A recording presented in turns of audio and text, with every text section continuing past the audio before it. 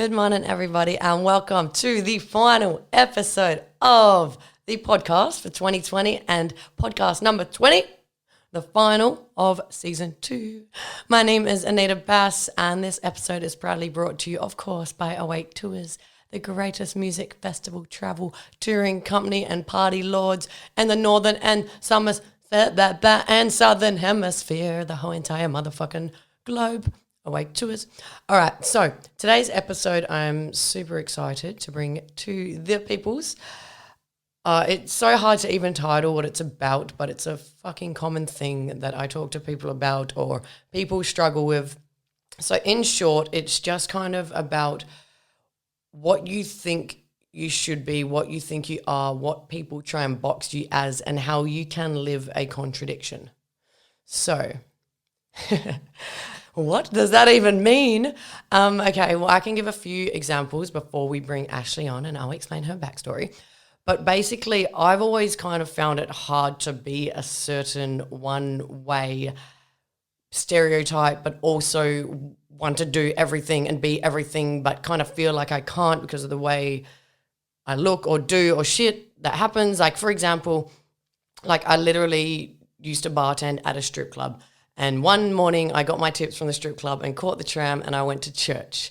And I put the money from the strip club inside the church basket. And people could be like, how can you work in a strip club but you fucking come to church? I'm like, because I don't really think that I have to be one or the other. I can be both as long as my intentions are I'm a good person and I have, you know what I mean? And like I used to fitness compete and then someone was like, how can you go out and smoke cigarettes if you're so fitness? And I'm like, well, I don't have to be fitness. Like I do that, but I can also do this. And it just confuses people. And like I've found this recently as well when I guess I always thought, or not thought, I felt like I needed to be like Anita from Awake Tours for people who had met me through Awake Tours, and I always kind of struggled with that. People would expect me to be a certain way or do certain things, and then if I didn't, I felt like I was letting them down because they knew me as that character and that's who they identified me as.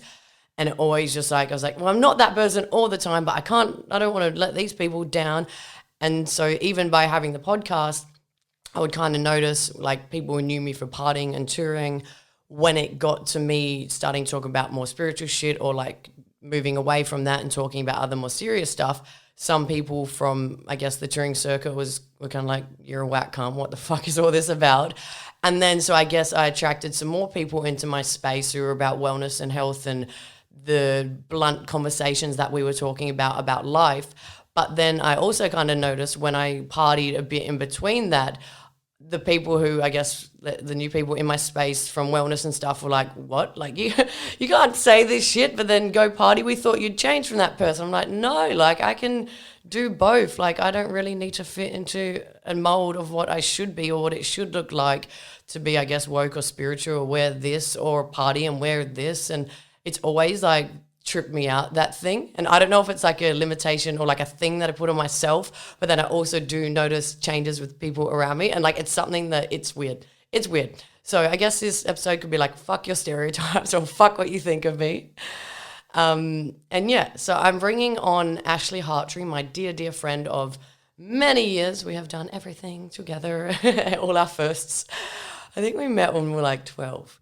But yeah, she is fucking dope and she's the best person to talk about with this because she's always true to herself, but also has this sort of internal struggle sometimes, which she overrides and holds herself quite well doing so. So she now, most people would know her from running the SAS movement. She also helped tour guide. She's been seen through Tomorrowland with me and the Croatian yachts in 2019 and she's fucking dope. So she has her business called the SAS Movement, which is a sassy, no fucks given women's like dance class, but also meditation and just fucking, it's more like a way of living, but teaches those lessons through dance. So the SAS Movement. And she's also a life coach. And I remember in the beginning when I guess she was trying to suss out her marketing, she was like looking at traditional life coaches and the way that they talk and deliver the message, especially in the beginning of social media. And it was like, she was like, this just doesn't feel right. Like, it's just like, I am a life coach, but I'm not like fluffy or like this. Like, I don't know how to deliver my message when I say fuck and cunt and I talk this type of way, but I don't know if I can say that. And then it's kind of just like, well, I think we can. Can we? And then we just attract the people that resonate like with that message. But it's just this teetering thing where you're just like, oh, I know who I think I should be or what people want me to be and da-da-da. So it's always this like, I guess, contradiction because you like to go out and party and meet people and talk shit, and she's fine spending her money going out on the weekends, but then also spending her money on like personal development. And that's something that we should all be fucking okay with. I've met so many people from all over the world, and some people, like, they'll do a certain thing and others will be like, I can't believe you'd do that. You're not the right person to do that. And it's like, well, why? As long as I'm being a good person, I'm sticking to my morals, like I'm not hurting anyone, including myself, then why the fuck not can't I be everything and do everything? I don't just have to be one thing. So that's what we're going to talk about today, basically, in a nutshell, if that made any motherfucking sense, and the struggles that come with wanting to lean into who you want to be and growing, and if there are people around you who identify with you as the one character that they've always known, and how that may be a little bit hard to break away and be who you think that you should or want to be. Without hurting people's feelings or bringing them along for the ride, or just learning that not everyone's going to understand why you're doing what you're doing, and you just got to be like, fuck it, let's go. Right? Okay. I'll say no more. Last episode. Let's do this. Let's get Ashley on. Alrighty, guys. So we have Ashley Hartree with us today. Ashley, how you doing? Yep, pretty good. Alrighty, guys. So I'm just going to get straight into it now. Ashley, where in life did you realize that you didn't need to be a particular way or a particular person and you could do all and be all? Well, I don't think there was a particular time. I think it's been something that I've had to work on over years and years of getting to know myself and growing, I guess, as a person. But I think when I guess you'd relate to this too, like when I was a bit younger, we loved to party, we loved to go out, loved to have a good time, but there was always an element of me that loved, spirituality in quote terms and diving into that world. And I think for a long time I really battled with thinking that I needed to meet a certain criteria or a certain expectation to be that sort of person. So I was like, okay, I need to give up drinking. I need to give up partying because that doesn't fit the criteria of someone that is quote unquote spiritual or woke. Yeah. And I guess as the years have gone on, I've realized that the journey of spirituality or enlightenment, I guess, comes down to your journey and who you are and getting closer to who you are and not someone else and not someone else's version of that and what society likes to tell you looks a particular way. Like, I don't think spirituality at its core has a label and it doesn't look any particular way. It just comes down to like who you are and what you believe in as yourself. Yeah. And your relationship with you. Of course, yes. And I've seen you take that journey on by the fucking horns, and I can completely agree. Like when you're starting off with something and you're like, okay, I'm going to be this, and then you see the gurus and then you see the people, and we talk about this often, and I know we've spoken in other podcasts, like, I can be spiritual and I can be woke and I can know what's good for me, but I don't necessarily have to like not shave my underarms and just have a crystal on a rock. And you see people and you're like, but that's not me. It's like, well, fuck, I don't want the dreadlocks, but I can still do this. And then people see you and they're like, well, pick one. Do you have a durry in your hand or do you this? And you're like, well, I'm both. And then people start getting or not angry, but they're like, no, you don't. It's like, I don't need to wear the uniform all the time. I honestly don't think it's people. I genuinely think it's more so about you. Yeah. And it's a level of like comfortability with yourself and self-acceptance that you have to get to, because it doesn't matter what other people think.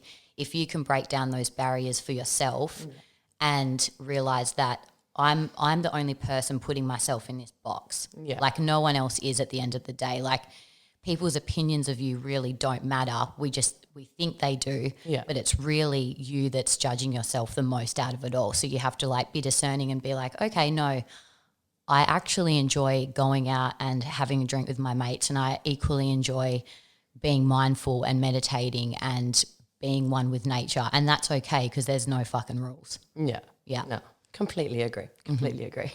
So why do you think this creates internal conflict for people? Because it's not just you, it's not just me, it's everyone as a whole. And I've had this conversation many times where people are trying to change or they're trying to like do this, this and this. And especially when they're in a relationship young and then they grow and they want to grow with the person, and then that person may be like, but that's not you. You don't do this.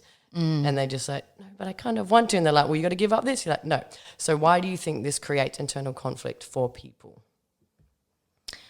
I think it creates conflict because we are all semi-programmed to put everything and everyone into a box and into a label and to make sense of them. And we're so afraid of change and doing things that are different, that look different, is uncomfortable. And when you watch someone change, it then evokes things in you to question yourself, which is fucking scary. Yeah. And then people are like, when that happens to you, you think to yourself, well, if they're doing that, then that means it stirs something within you, which is super scary because we all love to be comfortable and we're all conditioned to think the same, do the same to a certain extent. Yeah. And so when you change or someone else changes and that's reflected back, it makes you question yourself and you become unstable in a sense. And that's scary. It's true. Because you're going against the grain. That is true. And then some of your friends, if they just like, oh, you're whack. You don't want to party every weekend. You're whack. And you're just like, no, I've changed. I can still be your friend and I'm still here for you. But yeah, it is. It's like, yeah, because if I had friends that did that now and you're mature and old enough and you just be like, you do you, I still love you regardless. But yeah, when you're young and you still can't like comprehend that it evokes something in you and they don't realize it. And the only thing they can do is call their friend out and be like, oh, you've changed, you're shit. And you're like, yes. But it means that then they're afraid. Yeah. Because all of a sudden they're like, whoa, they're doing all these things differently. Yeah. What am I doing? Yeah.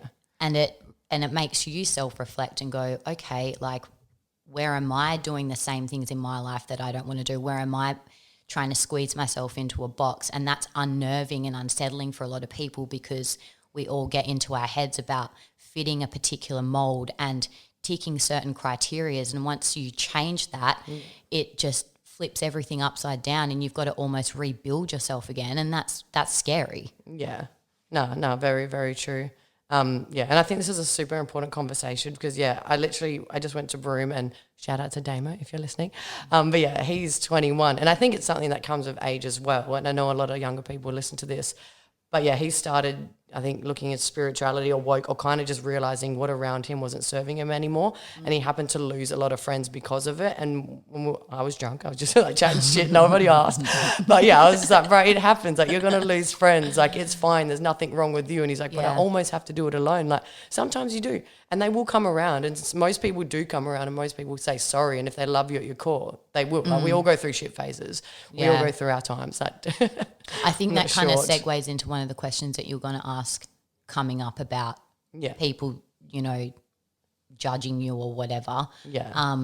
But that's what happens when you change. Like, things fall away or they stay the same and people either follow along or they just, they don't, and that's okay. And you have to be accepting and knowing that.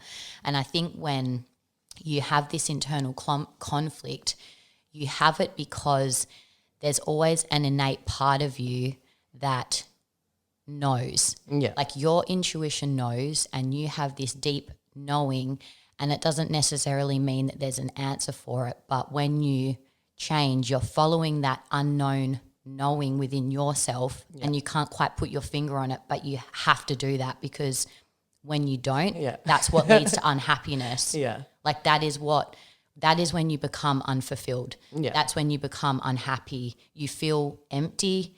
You feel like there's something missing, and it's because it's that part of yourself that is longing to be looked at or longing to be expressed or brought forward, and that's your like true essence, and you're only ignoring that because you're afraid of the change. But that's what creates that internal conflict, because it's a deep knowing that you can't quite, I guess, put your finger on, but you need to follow it anyway in order to feel that true happiness. Exactly. And you can only ignore it for so long. And you can not do it, but then there's something inside you just like frustrated. You're like, and you're like, I want to lean into it, but I don't want to because it's unknown. And as Yeah, I've said even like making a business, it's so hard because you don't have a recipe, as I always use the cake analogy. Yeah. You do this, and this, 40 minutes, have a cake. You don't know because you're creating it, same as a business. And then you're creating your life when you're just following a feeling and like, I want to be this. It's safer to fit the stereotype.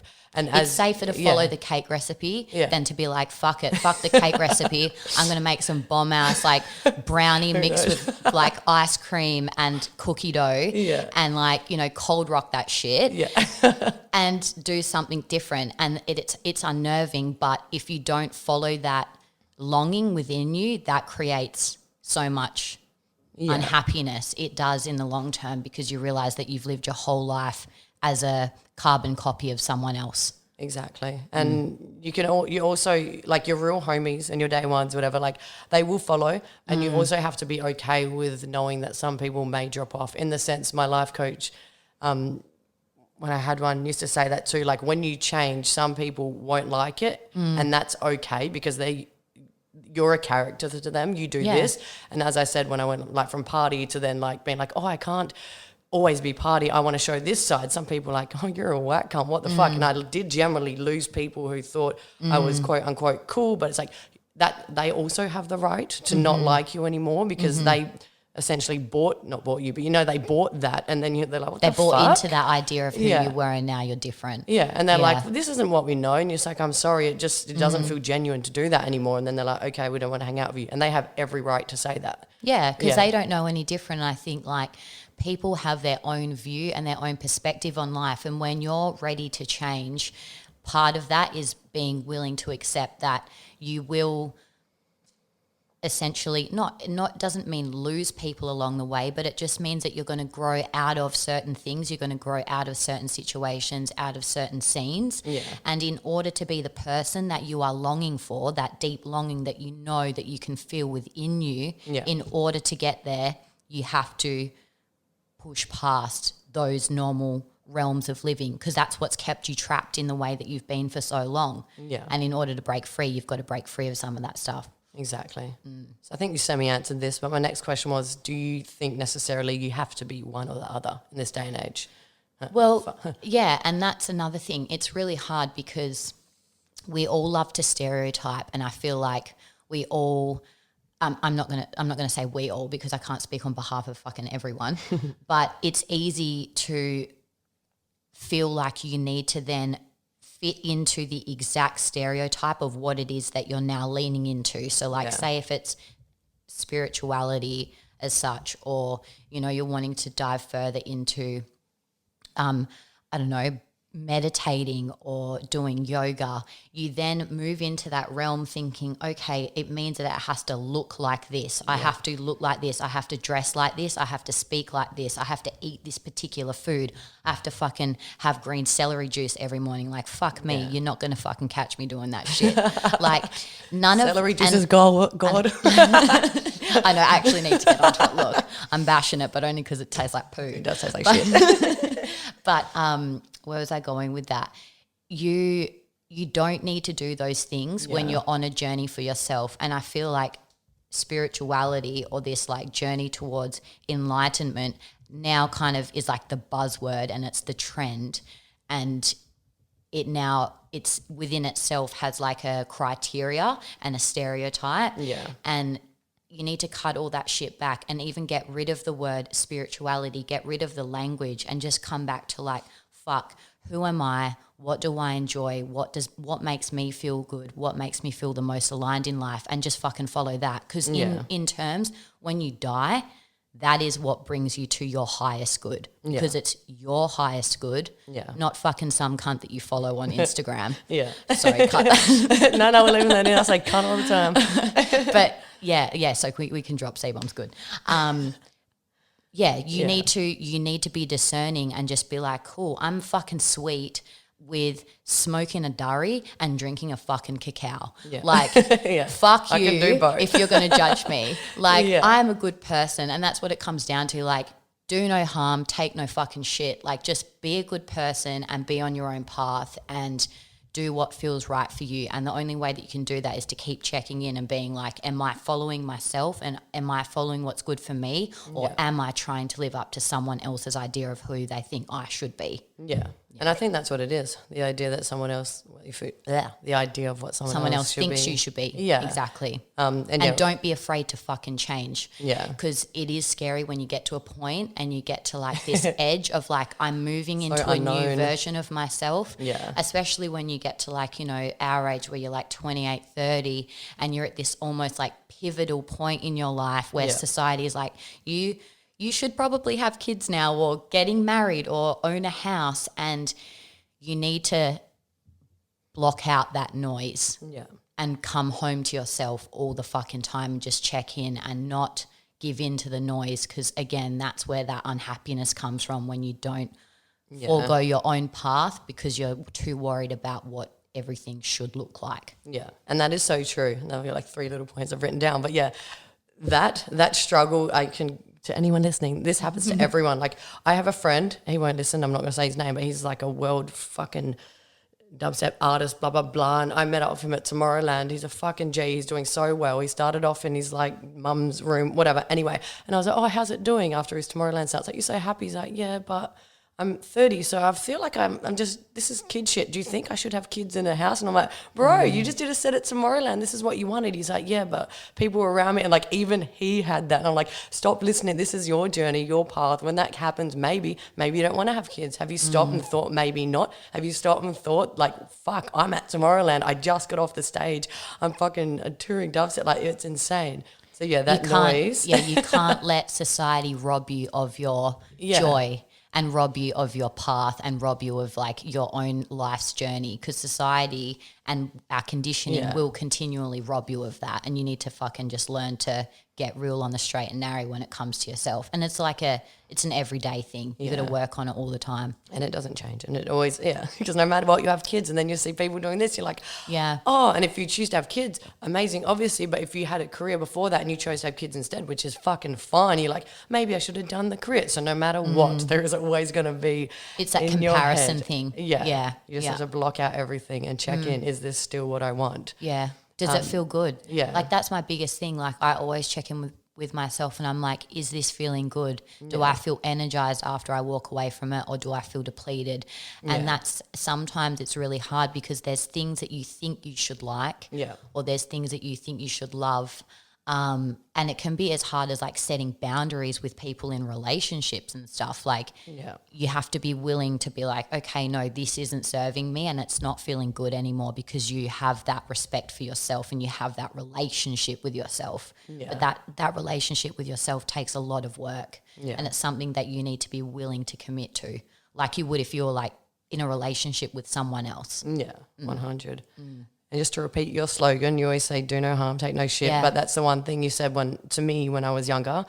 It's just like, just be a good cunt, hurt nobody, including yourself. And that's the only fucking rule. Including yourself, always checking in, don't hurt anyone. And besides that, you can do what you want. Like I've said before, people at church, they go to church. Yeah, but they could be shit cunts. And like, I can do this, this and this, or have this hobby or dress this way, but I can still be a good person. Am I hurting myself? Am I hurting anyone else? No, then all good. Yeah. I think if you always come into life with good intentions, that's the main thing, because there's always going to be people that might think that your behaviors are hurtful, because there is some people that have certain beliefs that don't believe that what you're doing is a healthy thing. But I think it comes down to looking at your life and being like, am I self-sabotaging? Am I in a bad loop here? Am I creating bad scenarios? And if you're not, then you're doing the right thing. And sometimes it's just being brave enough and bold enough to grow some fucking balls and some boundaries and just being like, nah, this is the shit that I'm doing. I'm not hurting anyone and I'm just going to fucking go for it. Yeah.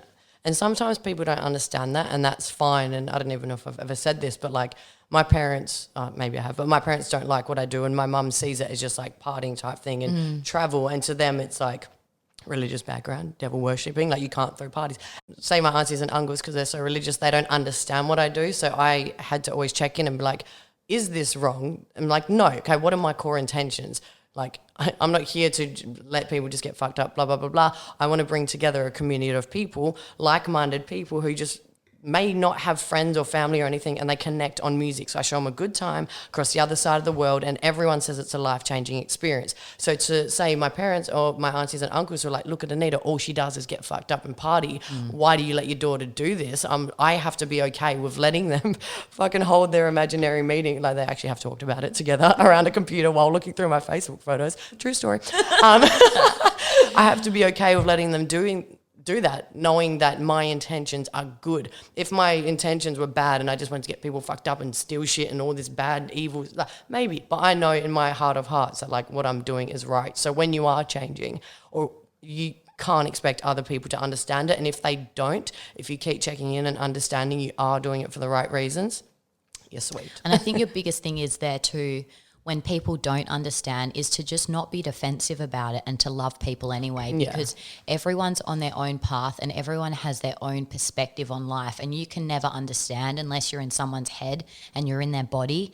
You will never understand the way that they see the world. So I think you just need to approach it with like an open mind and be okay with people's opinions and not let them affect you, but also love them anyway. Yeah. And you understand that they don't have the life experience. And that's when you come to peace. It. That is a level of like peace with yourself that you come to when you can get to that point where you can be like, I understand why you're saying what you're saying and I love you anyway. Yeah.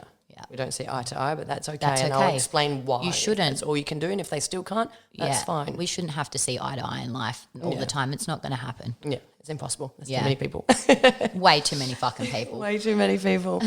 And then one thing, I'll try not to talk about this for too long, but you mentioned wearing the right clothing and doing that. Yeah. And I only say that because I'm a bad culprit of this. I fall into the trap of it because I notice myself. Like when I went to a Thailand retreat, I had like hippie pants on. Yeah, but like I had no like I didn't at the time. I didn't have fake eyelashes, but I didn't get them done. But then when I went to Vegas, I did have the fake eyelashes, and I had this dress.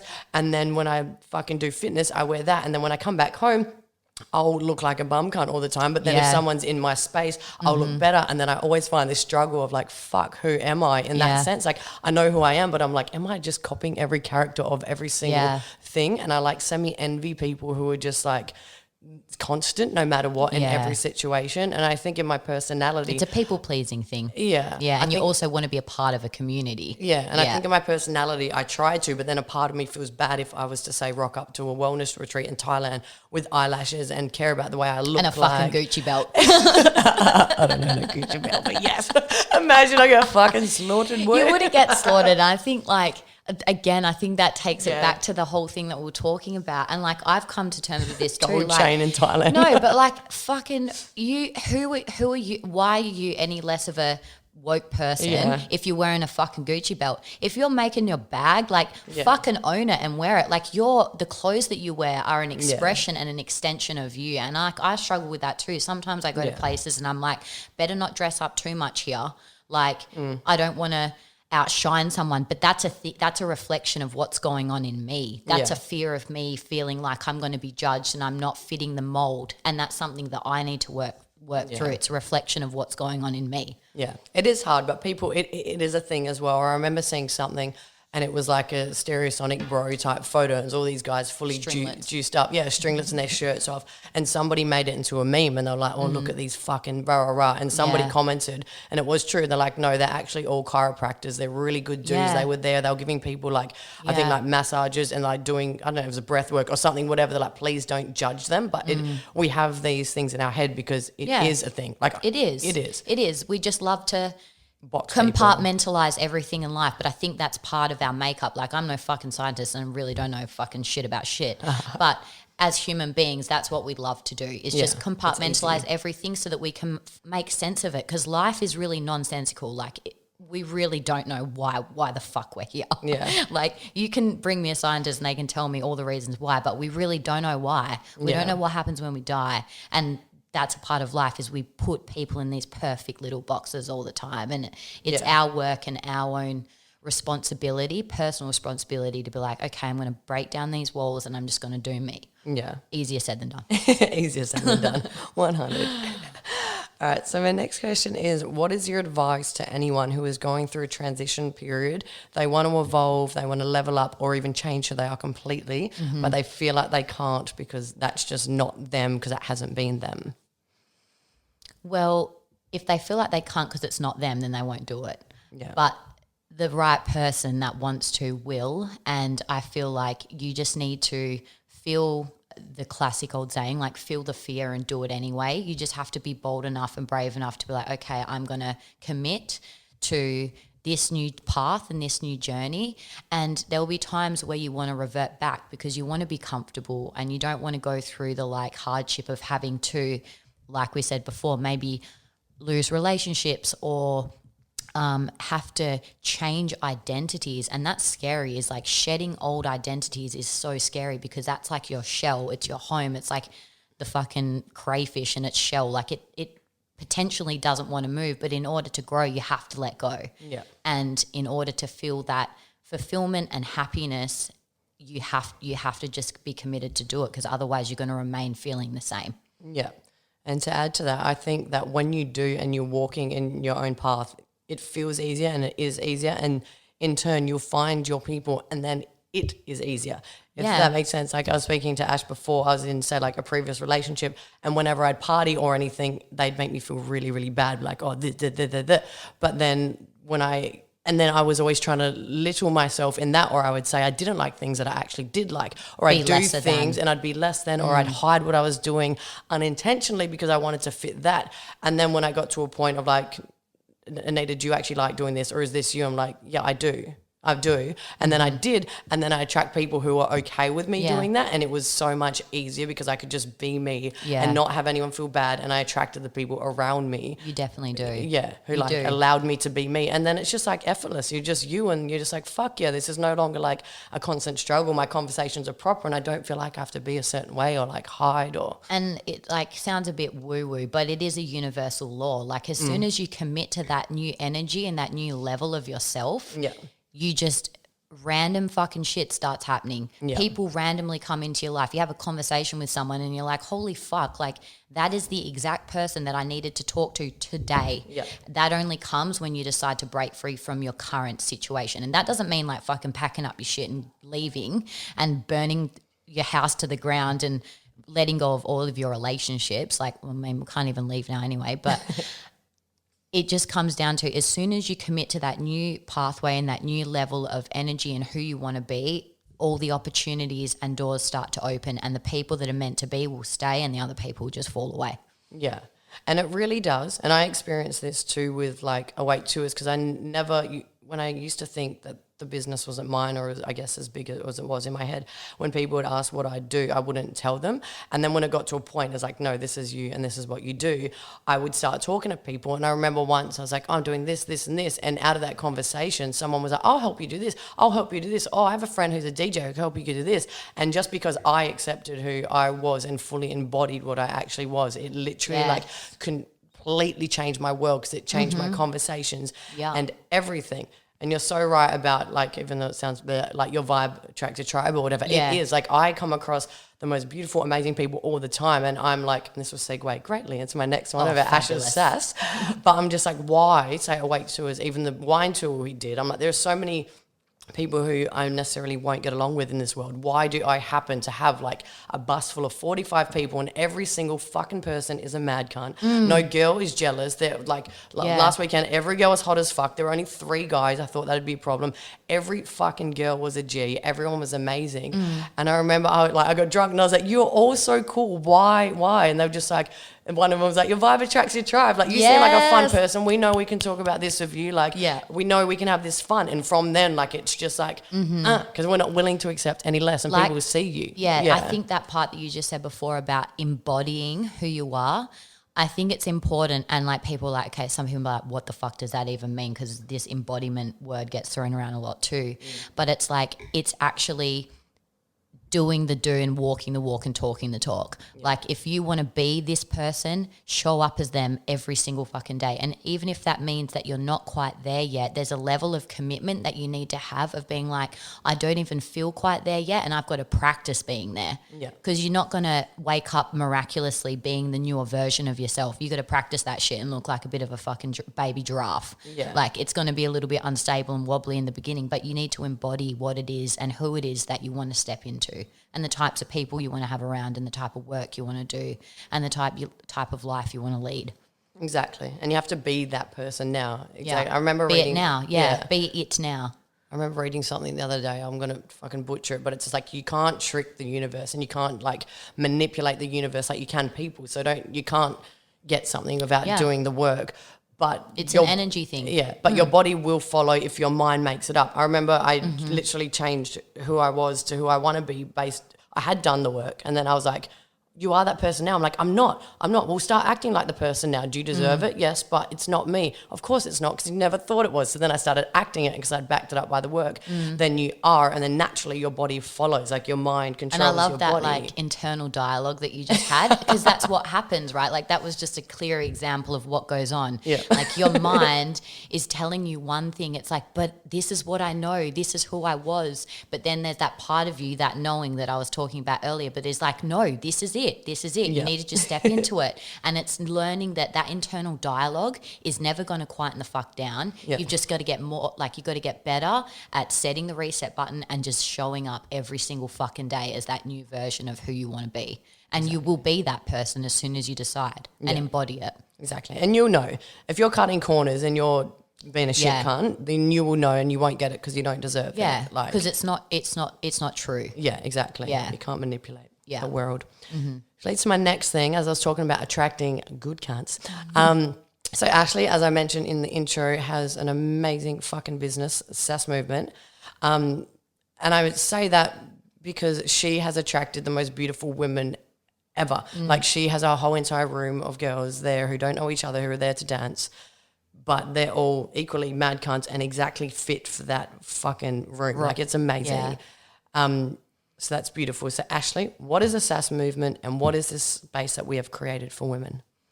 So the SaaS Movement is basically a movement and a community for women to come together and heal and feel good and feel empowered through the modalities of dance and mindfulness and just connecting with each other, I guess. So basically we join a 6-week course together, and through that 6 weeks we learn sassy beginner level dance moves. So the reason why I created this is because I come from a dance background and I've obviously done a lot of personal development work as well.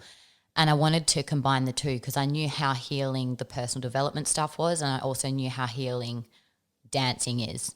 And I wanted to take the pressure away from women having to go to a dance class that was, competitive or feeling like they needed to be better or they needed to master the craft. And I just wanted them to come along and enjoy it without all the pressure. Yeah. So I created the SaaS Movement around that intention. And from there, it is now like attracted, like you said, a whole bunch of amazing, incredible, supportive, uplifting women. And when people come and do this 6-week course, at the end of it, everyone just feels super fucking empowered, sassy. And like I've done it as an expression of who I am. So everything that I do is like me. It's raw, it's real, it's honest, down to earth, fun, no bullshit. Like I'm not there to be fluffy. I'm there to just support women to have a fucking good time, basically. Yeah. Yeah. And I will link everything in this, but for anyone who hasn't been yet, get down there. But it's literally... Come on down. Like nothing that I've ever seen before. Like I know Ashley comes from a dance background and she always wanted to do dance school and share that, but then there was always something missing. And she's like, no, because I go to dance schools and I feel like people, if you don't know anyone, if you're not in the popular group, it's awkward, it's cliquey, then you don't want to dance, then you don't feel safe to dance. And then if you don't feel safe, you naturally don't do it. You don't remember, your head's thinking like, oh, I should be doing this. And then naturally it makes it shit and they don't want to come back. So yeah, Ashley's dance classes are that. They're awesome. They're open. They're warm. She makes sure everyone are friends before and they all feel safe with each other. And then it closes and opens also with a meditation. But this encompasses the whole fucking podcast topic because it's not meditation in the traditional sense. It's the meditation in Ashley's sense, the way that she wants to do it. And that's why she's attracted her people. So she'll have poems and meditations and mantras and stuff that she's written herself, and she will say fuck and cunt and talk about being a wild woman. And so the people who resonate with it are like, fuck yeah. The people who may have wanted this kind of avenue in their life, but then see meditation and fluffy and fucking crystals and all this shit, and they're like, nah, I'm new age, but I don't fuck with that. But then Ashley's like, yeah, like, fuck, can't utter dart, but we're here, we're gonna open, and she like says shit, and yeah, I'm like, we're modern day witches and bad bitches, you know, fucking. Yeah. So it's like you're getting what you need, but from your people, and said in a way that you can get the message that we're trying to deliver, we, whatever, you know what I mean? Like the people are trying to deliver about living a good life and being the best version of yourself, and they're walking away from the class feeling the intention that you set them, which they may not have been able to get delivered from a person who was a traditional meditation or dance teacher type thing. I think I just wanted to come at it from a respect that was a little bit more for like your everyday chick, and that's why I started it, because like dancing, what I've realized as I've gotten older and like reflected back on my like dancing experience as a teenager and a kid, dance essentially like in the Western world has been evolved into a very competitive sport. Sure. And it has put a level of pressure on dance as a dancer that takes the joy away from it and the fun away from it. But if you look at dance in a traditional sense or within community, dance is just like a form of celebration, it's a form of ritual, and it's a form of ceremony. And like what I offer, if you want to look at it in spiritual term, is quite spiritual, but it's delivered in a fucking modern day world way that everyone can, man, we're like twerking and shit and saging at the same fucking time. I mean, bussing down to Missy Elliott and smudging a motherfucking room. Like that's how we live in 2020. Yeah. Like you got to deliver this shit in a way that is relatable and digestible to the mass of us that don't come from that traditional ritual sense. Yeah. But ritual and ceremony is what brings people together.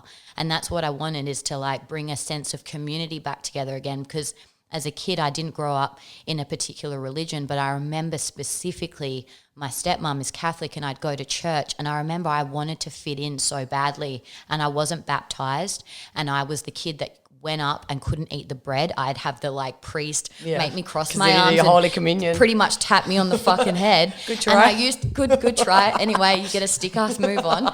And I feel so left out and so out of place. And I think I created SAS because even though I have amazing friends, I've always felt this level of like I don't quite fit in anywhere. And this is what this whole conversation is about, is I actually have never felt like I've really fit in anywhere particular, but I've always just been drawn to the things that I like, even though they're a contradiction a lot of the time. 100%. But I have this like longing to do that, and I guess SAS has been an expression and an extension of that longing. Yeah. And is that community and that way for me to be able to express myself in a place that feels like a home for me, and that I hope feels like a home for other women. Yeah, for sure. And touch on two things that you said. Yes, I think you fucking beautifully do that in your dance classes. As Ashley said, to dance for dance sake is beautiful, and I can say this firsthand. Like, I only started dancing for the first time this year. Ashley's dancing now for anyone not looking, because when I was younger, limiting beliefs, someone was like, you can't dance. And so I've never fucking danced in my whole entire life. And so then I'd go to a dance class and try and get good at it. And it'd be like, okay, we're showing you 5 moves, fucking 5 moves, my whole, no, fucking 5 moves, fucking like a routine. Okay, now perform by yourself or with 3 other people, and we're going to record it. And I'm like, no. And then that took away the whole joy of dancing. And then it's only when I went to Thailand and I did ecstatic dance, which is just amazing. movement, for movement's sake, that I got comfortable with being okay with not being the best dancer, but dancing for the reason I used to when I was young. Again, exactly. It's fitting that stereotype of what a good dancer should look like. But when you come back to dancing as a source, especially as like, you know, I don't want to try and make it like a feminine and masculine thing, because men should be dancing too, but to come down and move into your sensuality and your sexuality, dance is such a wicked portal for that to happen, and for you to be able to do that, and for you to also drop into your body and out of your head. And that's what a lot of the class that I do is based on, is moving out of this like monkey mind matter and dropping into our body. And that's why I do it in 6-week blocks, so that over the 6 weeks, it's repetitive. We learn a dance over those 6 weeks that we progressively build on, so that by the end, your body and your like muscle memory, it's all happening in your body and you've embodied the dance rather than trying to think about it from your headspace, which is something that we all suffer from, is being up in our heads all the fucking time. Yeah. Yeah. Exactly. And I only say this if anyone's on the fence about dancing. The reason why I said dancing, super vulnerable, won't go into too much, but because I was in a not okay relationship and I didn't feel okay in my body, like sexually type thing as well. I couldn't trust my body. And so I started dancing because I didn't want anyone to touch me, but I just wanted to move and feel safe like as a person in my body and regain that like confidence and trust in myself. So I can say, and I literally only did the 2-step before this, and then I YouTube tutorial in my fucking house. Like, it's the only way I felt like the wackers cunt. I was like, you're such an embarrassment. I look like a fucking chicken, who fuck knows. And I finally got to it, but it was just getting over that fear. Yeah. And for me, dancing, if you're kind of in the same, or if you've been, I don't know, if you're feeling sexually, I don't know. Closed off. I don't want to say, Closed that's off. a good word. I don't want to say anything. Yeah. But yeah, like closed off, it really allowed me to gain the trust in my own body. Without anyone touching me and without myself touching me, because I didn't feel okay. And then to dance was just to feel that. And I don't know the technical whatever, but like when you twerk or around like this type of region of your body, apparently that when you aligns move your hips and aura. when you're moving your hips and you're like working on your womb energy and like your lower chakras, like shit comes alive again. Yeah. Stagnant energy that's sitting in that area moves. It has to move. When you're in class, like we do a body check-in at the start of every class, and I'm like, if your body is holding on to any shit right now, know that in this class, set the intention that your body is going to let it go, because you're going to somatically move through it. You're going to let it go. Yeah. And I think that's like, it's a really powerful tool, using dance or even movement and, you know, certain forms of exercise or anything where you're really being present in your body. Because even going to the gym, sometimes you're not present in your body, you're there to smash it out. Yeah. When you're dancing, it really allows you to drop in and just enjoy it. If you can get over that initial thought of needing to look and be and meet a certain criteria or look a certain way. Yeah. Exactly. And one of the other things that you said, which I think is dope, is SAS helps to break contradictions, and it's okay to live in contradictions. Like, as I said in my intro, like I literally, when I was going to church a bit more, not because I won't say too much, but I don't believe in all of the church stories, but I believe in the messages. And for people who study all types of religions, which I have, they all pretty much have the same message, which is be a good cunt, don't hurt anyone, but we all want to fucking fight about whose religion's better. But yeah, you can live life with contradictions, and SAS does help to break that as well. As you said, you can have a dart, you can do this, you can drop the F-bomb, but you can still feel feminine and you can still dance and feel sexy, but you're not necessarily like, you know what I mean? If you dance sex, like, because that's something like, if you dance like this, you must be like this. Or if you wear this, you must be like this. If you're provocative, is that the word? Yeah. Not prerogative, fucking hell. Provocative. If you're too provocative, then you're wanting a certain attention. Exactly. And SAS has really helped me with that too, because I had this funny limiting belief where I wouldn't want to rock up to class like dressed nice or put makeup on. I almost wanted to dull myself down because I didn't want to shine too bright almost. Or I'd go to a dance class sometimes and not try too hard because I didn't want to look like a fucking try hard. And SAS has made me learn that I'm like, no, you need to rock up and fucking go all in and own it. And then all of a sudden, like you were talking about earlier about the sexuality thing, it has really helped me too, like own my body as a woman, be comfortable in it, absolutely love it and adore it. I remember when I first started SAS, I had to do a lot of work in the mirror, and the mirror work, like mirror work for anyone is awkward and it's confronting, but it's really incredible if you can, again, push past your resistance. When you learn to push past your resistance, that's when you start to create change and magic in your life. But I did mirror work, and for the first time, I used to always judge my body and be like, oh, I've got cellulite here and my arms here and my tits aren't big enough and I wish I was this and that. And when I did SAS and I started working in the mirror trying to make up routines, I started thinking to myself, wow, like I actually feel really beautiful. I feel really sexy. I feel really feminine. And it created this confidence within myself that I hadn't had before. And as a 28-year-old, young, normal looking woman, I had a lot of self-doubt. But then I finally realized after doing that, I was like, wow, I am accepting of myself and I am beautiful and sexy and I feel good in my body. Yeah, exactly. It is so true. And yeah, just embodies everything of this podcast. Like you can dance, like you could go on the pole of a strip club, but you can still be a one-man girl and you can still look after your kids and you can still have a normal 9 to 5, but you could still also maybe watch porn. You could do that. You're allowed to, but people feel bad as well. Like, oh, if I do this, I do this. Or if I go to this, oh, fuck, if I dance like this, does that mean I'm like this? Like, no, you can do all and still be okay as long as your core values are that. Yeah, exactly. 100. So I have seen you, Ashley, grow so much from a baby idea, SAS. As I mentioned in the intro, Ash does SAS. She's also a life coach. But from a baby idea to not kind of thinking that you can, to seeing that you can, to now fully stepping in to what your business is and owning it 1000% and being the person that you need to be for it. I truly believe you're like the best person on the planet to deliver what you're delivering. So how does it feel now that you've fully stepped into exactly what it is that you're meant to be doing?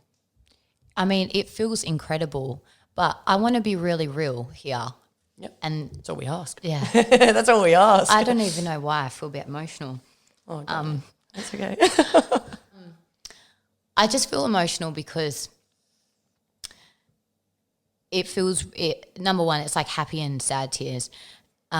It feels incredible. And I just, I fucking beg anyone out there, I actually wish I had my phone right now so I could read it, but there's something that I read out to the SAS girls as a meditation that I wrote, and it's about like maybe I can find my phone and maybe I can segue out of it with that. At the end of this, cool. We'll pause it. Anyone, we're not pausing this part, but we'll pause this and we'll go put what you want after. But I think doing that, honestly, doing SAS has been really hard. I have never found myself.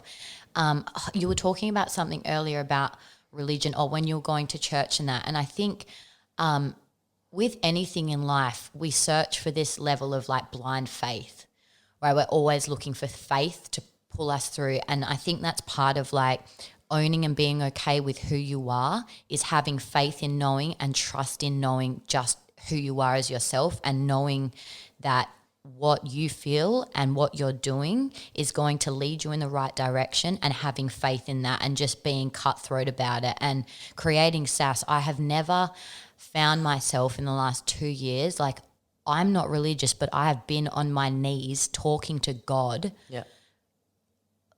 more in these 2 years than I ever have in my whole life. And I never thought that I would, because I've had to lean on a level of trust and faith in something else to get me through my creative ideas that sometimes I had no idea where they were going, what they were doing, because it looked so obscure and so different to what everyone else was doing. I had to lean on this level of faith that I don't even know like what faith or God is to me, because I don't have that religious background, but it is just my higher good talking to me all the time.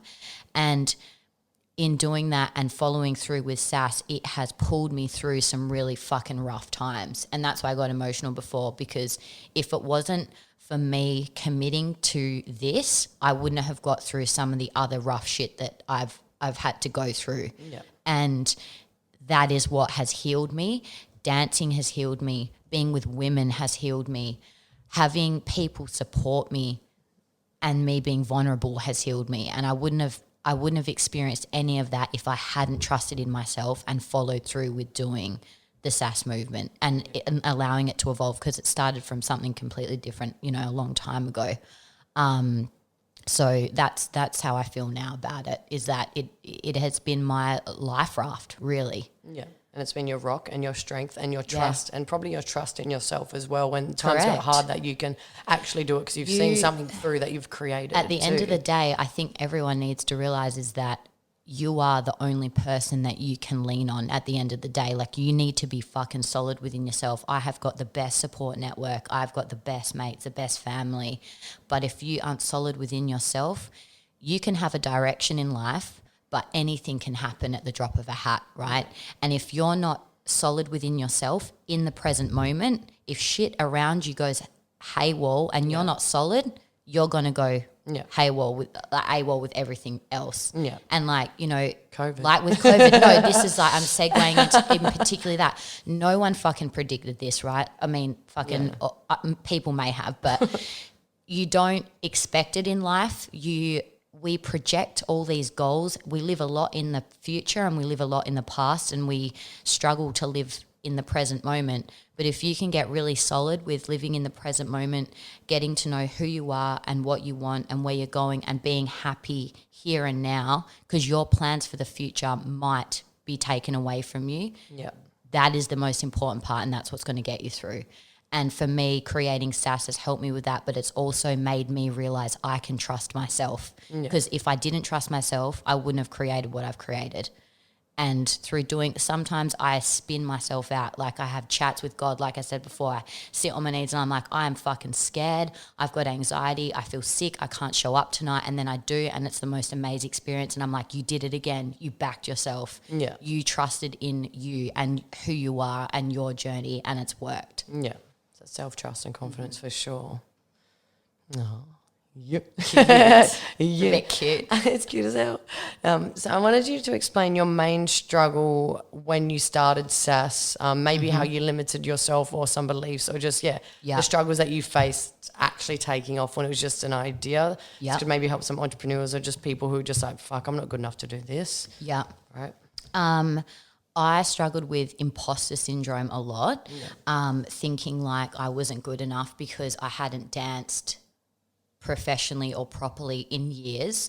And anyone that feels like that, you just have to know if ideas and creative ideas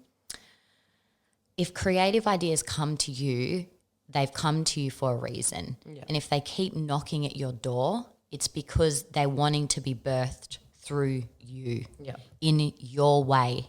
And everyone has an idea and everyone produces things and businesses, but only you can do it in your way. And your way is what's going to gift the other people that need it in the way that you do it. Yeah. So with SAS, I really struggled with having that feeling of being like, but it should look like this and I should be a A-level dancer. I'm not teaching elite dancers. I'm not fucking auditioning for the fucking Moulin Rouge here. Yeah. Like I need to just level it. I'm not fucking rocking up doing some Beyonce act. Like I'm here just to teach women the core fundamental foundations of dance, and I don't need to be elite to do that. Yeah. And that's okay, and I can do it my way. So what did you say before about it? What advice would I give to other people? What was the question? So I did a full fucking Kanye West, just like Kanye or Joe Rogan has a few Prosecco's in her mind. Like, your main struggle when starting SAS and how you limited yourself, but you basically answered that that. Like, and I think you've delivered it well in such a way. And again, the podcast topic, you always brought it back to why you do it. It may not even be about dance. It could have been about cooking. It could have been about fucking cleaning properly. Like, and ideals. I think too. Even when I started my Instagram, like I was like posting pictures of I think it was like Nicole Richie putting her finger up in like a sick like Y2K outfit, and like SAS is a whole expression of herself. Like my business has her own ideas, and like I almost serve her in a sense. Like people can fucking think that's weird, but she wants what she wants. She is an extension of me, and she is an expression of a lot of things within me that I can't express as myself, but I can express through her. Yep. And I've really channeled that and used SAS as a channel for me to go down those avenues. And some of the things, don't meet the like criteria of what a normal dance class or whatever might look like. And I do the like risque kind of posts on Instagram, and I don't fucking post regularly, and I just don't really follow the normal business structure, I guess you could say. Yeah. I watch people that I aspire to be like, and I take little bits from everyone, and then I'm like, okay, SAS, how do you want to now be birthed through? And I ask her. Yeah. Like she knows. Yeah. My business knows, and it naturally, like you said, has just created what it should be. all these people coming. So Yeah. and it feels right because I'm not trying to put pressure on it, and I'm not trying to make funnels and trying to overthink it. And I think I can't speak in a traditional business point of view, but the way the world's moving, there's a lot of creativity and a lot of creative businesses now that are being born, and they're being born and built differently than traditional business. And the world is changing. The way we market is changing. The way we show up is changing on social media and your platforms. And you have to approach these sorts of businesses like ours that are almost like an extension of ourselves a little bit differently and allow our creativity to just come through. Yeah, 100%. Yeah, there's two things that you said, and I feel the exact same in the sense of Sass just does her. I feel the same as mine. Like I even say, I feel like Awake Tours is either like, I say it's my kid or a relationship that never gives back to me, or like my best friend. Like it just comes through me, and it came through me, and it just knew that I was crazy enough to work on it and to like listen to what it wanted and what works and what doesn't. But it's not me. It's an extension of me because it's semi my personality, but like it does what it wants through me, and I'm just its vessel to get to the people and give them what they can get from it. Yeah. So yeah, you said that sounds whack. It doesn't, because I always say No, the same. but I'm in a relationship. I think it's different to a lot of traditional business They just model. want money. Yeah, We don't traditional want money. business model and structure is obviously different, but I don't know, creativity seems to be like the forefront of a lot of businesses these days. And I feel like if you are a creative, you need to be in business with your idea as if it is its own entity and let it speak to you and let it tell you what it wants. And you have to build a relationship with it like you would with a person. Yeah, exactly. Yeah. And how you said before, like you just, if you keep coming back to something, it's the thing. And I remember you even said that to me with a podcast. You're like, I was like, oh, I'm going to do this. And originally it was for the road and everyone I was going to meet traveling. But you were like, well, do you think about it? And I was like, yes, it keeps me up at night. You're like, well, it's the thing. It's the next thing. And like, it literally just wasn't, it was the only thing on my mind. And same with the Awake Tours. It's the thing. It's like, and how I've tried to make other businesses just for money, and it wasn't the thing, and I easily gave it up. Yeah. So yeah, like when it's the thing, and if it keeps coming back to you and you keep having these ideas in your head and you can't sleep at night, or you keep, and you can, if people are if you're not in the same position, that's completely fucking fine. Some people don't have a thing, and that is sweet. But yeah, when it's the thing, if you keep ignoring it, it will keep coming back to you. Yeah, it'll keep knocking on your door. Yeah, and you've done that with dancing. You're like, no, then you went to 9 to 5, and then Well, this and 'cause this. back You're like, in this the is day, stupid. I'll just like say this quickly. Yeah. Back in the day, my dream when I left school, so I went to John Curtin, it's like College of the Arts, so you go there fucking la-di-da, like you go there to study an arts degree or whatever, not an arts degree, but you go there to just study a performing arts category. And I did classical, ballet and contemporary.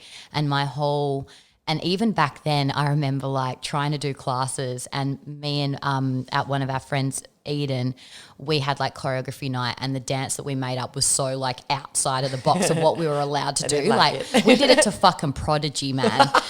I'm not even kidding. The ballet class. We did that.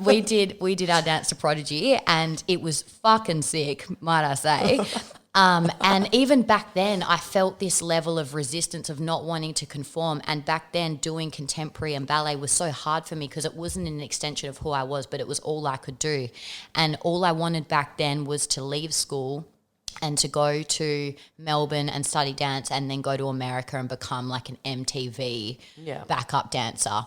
And it's funny, your life will always come full circle in a roundabout weird way if you keep at your core what it is you really want and really value and really love. And now, like, my life has come full circle. I'm not fucking dancing on Missy Elliott's film clips, but I'm teaching women, and the fulfillment that I get from that. And I look at the life of what it would be if I was a dancer on the road, and I would have been burnt out and unhappy. And what I'm doing now is what my soul was meant to be doing. And it was the stuff that you liked about dancing and loved, and you wanted to teach, and you've now got that. And that's why it would have been a bit of resistance when you're in ballet class, but I like this about it, but not this. But the what music is fucked. You're like, but what is it? All right. So have you failed business life, and how do you view failure when it comes to starting business or doing anything? Well, I mean, I really don't want to come on here and to try and talk like I'm a business owner because it's only been 2 years. Passion. But, You are. Yes. But I think... Well, people are scared of failing. If I redo that, people don't start because they're scared of failing, but it's going to happen. You're going to fucking bomb. Yeah, well, I'm actually going to fucking debate you on that one because things will come up and shit might go a little bit pear-shaped, but if you're really committed to your vision, like you have done time and time again, you just pivot, bro. You fucking pivot. You throw me a curveball, I'll eat that shit for lunch and I'll fuck on off in a new direction. And you have done that so gracefully, like with everything happening with COVID or whatever, but you've always done that. Look, I don't intend on manifesting the sort of like craziness that you have had in your business journey. Mine, I'm trying to be like smooth sailing, okay? I'm just letting it happen. But I think I got to a certain point in the beginning, I was so fearful of going to class, and I have like a terrible fear of forgetting shit and just fucking mind blanking. And it's happened to me before in class where I've got into class and I've had a legitimate mind blank and I can't remember what we're meant to learn, what we're meant to do. And I do get anxiety and do have like panic attacks and stuff. And I go into this really terrible headspace. And that was probably my biggest fear, was forgetting. But then I realized the class that I have created is all about being human. And if other women can witness me fucking up and being human, then I'm doing my job. Yeah. That's it. You're just human at the end of the day, and you will make mistakes and you will have failures, but nothing is ever a failure if you continue. Yeah. Just if you never give up, it's never a failure. It's always a fucking lesson, whatever that bullshit saying is. Lesson. Get that tatted on your chest, bros. Alrighty, I have one more question to you before we go and get your this poem. question was hard. Yeah, so this question is advice to your younger self. It could be about anything. I think I'm going to relate it back to what we're talking about, and that is to always just trust in yourself. Listen to other people that are doing the things that you want in life, that are heading in the direction that you aspire to be, but always come back home to yourself and make sure that it is right for you. Whatever feels good, whatever feels right is where you're meant to go, and just to learn to have a level of trust in yourself, because this is so fucking cliche, but the more that I let go of control and having an attachment to an outcome, and I just follow the scent and the essence of what it is that I want, life will naturally unfold and hand you opportunities, as long as you take inspired action towards what it is that you want and you have self-trust. Yeah, 100%. And I think that's so important, because like something that I talk about too, which some people are just like, what the fuck, you're crazy. And I remember I mentioned it once and some girl DM'd me. She's like, it's so important that you actually mention that. And it's just the leaning into the feels. And there's like the body, mind, spirit, whatever the fuck you want to call it. But like, you know, most of the time what you should do, or like even like an example everyone can relate to. If you're in a bad relationship or a bad situation and you're just like, I should do this, but you're like, it feels so wrong and it feels so weird, and then it fucks up and you're like, I knew that. Like, how did you know that? Your intuition, the whatever. Yeah. So leaning into the feel and leaning into what you think that you should do is so important, but it's so hard because it's not physical and it's not tangible, and everyone call you crazy. Like how I went to Melbourne, I'm like, people are like, why? You have a suitcase and you got all this debt, but like, I just feel like I need to fucking do it, and I'm going to do it. And not many people do that because it's not rational and it doesn't make sense, and it's not on paper. They're like, well, you're fucking crazy. But yeah, leaning into your feels in no matter what fucking realm it is so important, and something that's not taught or thought about, because people just think you're fucking nuts. But it's where that's the sweet spot. It is. It is. It's that level of intuition where you go, I'm just going to fucking trust it. I'm going to go balls deep in and give it a good old whirl and see what happens. Because honestly, at the end of the day, like we said earlier, if you're not harming anyone, just give shit a crack. You are not going to expand or grow or change in life unless you do something different. And sometimes doing something different means being outside of the box and, going against the grain a little bit. And that's okay. Because like you said, that's a sweet spot. When you push past, when you push past your edges that's when you start to like really see life for what it is. And these weird synchronicities and things really do start falling into your lap once you decide to make a decision on where it is you want to go, and you take inspired action and you just get really serious about it. Yeah. Alrighty. Yeah. So now we're going to get a piece that Ashley had written for one of the SAS classes that relates to this podcast. Okay, I'll grab that. Oh.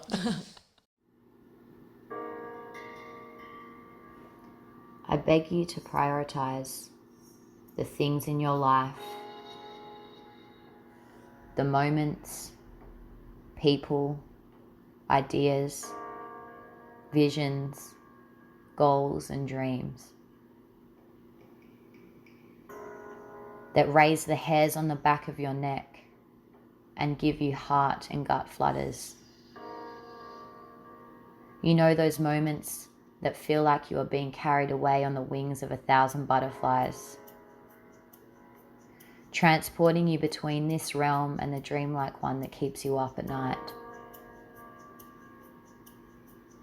It's your duty and your responsibility to make note of all of the moments in your life, all the moments and places you find yourself with these feelings. The delicious feelings that linger around in your solar plexus, heart, and womb, like the afterquakes of the most beautiful orgasm. These moments and these feelings are your guides. They are encoded with messages and love and magic direct from Source itself. So you must ask yourself, what is it in life that gives me a heartbeat between my thighs and a head full of hot air balloons that lift me higher into the realms of the stardust I was birthed from? And with your answer, you now get to choose whether to be bold and brave enough to go and play kiss chasey with this kind of life. One that is led by feeling, desire, and pleasure. You don't need to know what comes next or what goes after. You just need to trust and know that in the nooks and crannies of these moments, you will uncover your true North Node, which will always lead you to higher ground. So what will it be? Butterflies or boring? I know you already know.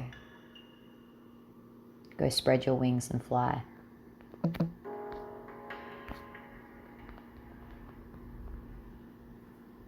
Breathing in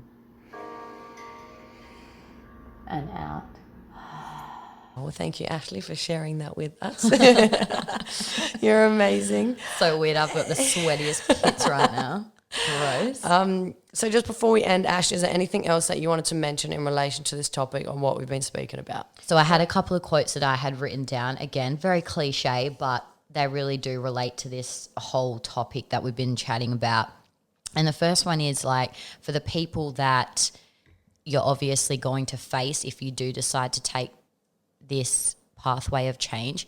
And I don't want to paint the picture of changing being hard or you're going to lose people, because we shouldn't think in our minds that it's going to lead to bad things, because you know what, you might change and you might then inspire the change amongst every single person around which you. Does happen. And people that is what happens. Waiting for this. That is one thing. Yeah. Be the one to go first, number one. Most of the time be that's the what light happens. in the room. And if you start to work on yourself, you honestly will inspire so much change in other people that they will want to follow. They will want to become that as well. And you naturally start to bleed out. How long as it was my couch? Well, there goes a glass of wine. And this is why I talk with my hands and I shouldn't. Yes. We need a bit of drama. I'll leave that. But Well, anyway, that means I'm going to drink out of the bottle now. You will inspire change in other people's lives. So don't be fearful of losing people, because I know we have spoken a lot about people maybe falling away or it being scary. It's not. fucking commit, and you will be the person that creates these amazing ripples outwardly within your community and those amongst you. Yeah. So, and most of the time that does happen. And I will say, even though in the beginning I said like, when I changed from party to spiritual, blah, blah, blah, I actually had a lot of people from tour who have done tour with me.